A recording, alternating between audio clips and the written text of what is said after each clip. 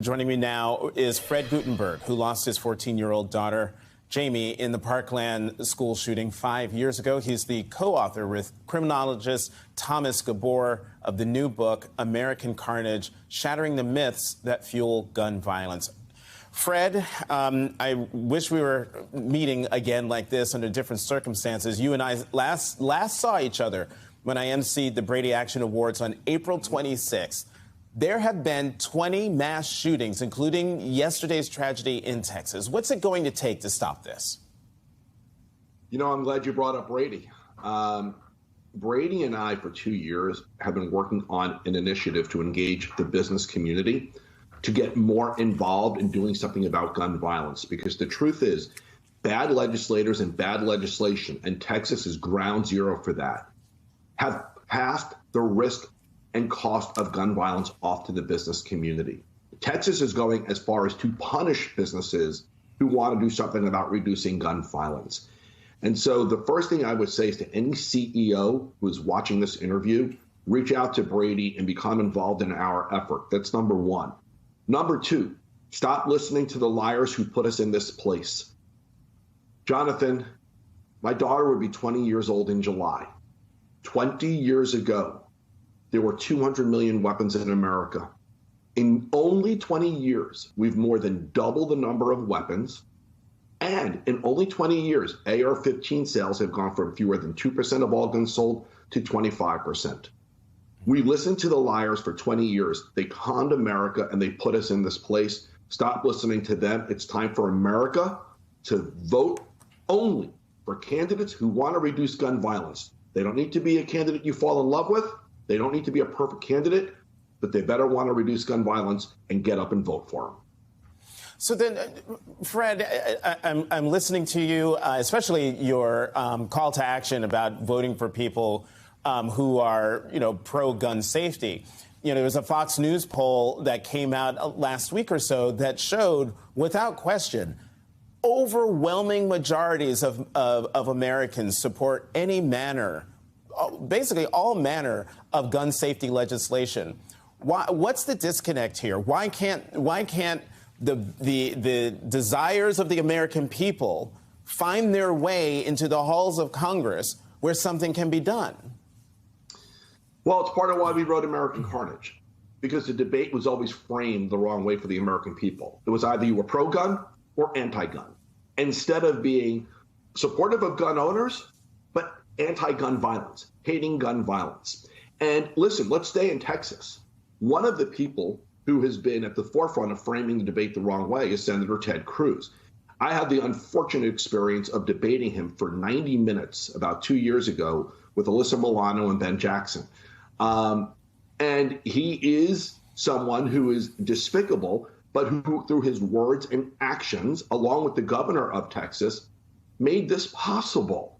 And so I think for the American people, we're now clear on what this means. You can't shop, you can't go to school, you can't go to a place of worship, you can't go to a movie theater, you can't go to a park, because we listened to them. Stop listening to them. Texas, you have a choice in 24. Vote for Colin Allred.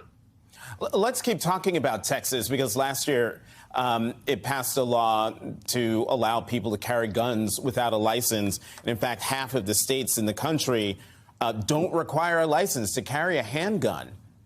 How do we change that? Well, listen, and again, because we listened to the liars. It's the reason we are where we are today. And we change that by being honest. They lied to America about what that would do for us and our safety. And we change that by voting for different people who recognize that's not good for public safety. It's not anti-gun to say we need to have appropriate measures in place to reduce gun violence. And expecting somebody to pass a background check, get a permit, and do appropriate training isn't a big ask of anybody. Fred, you mentioned a moment ago that your daughter would have been 20 years old this year, this summer. Yeah. How do you, and I think you're no stranger to MSNBC viewers, You are on our airwaves all the time, unfortunately, because mass shootings are happening all the time. Where do you find the strength to carry on this mission?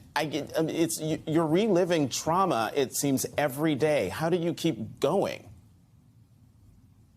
I live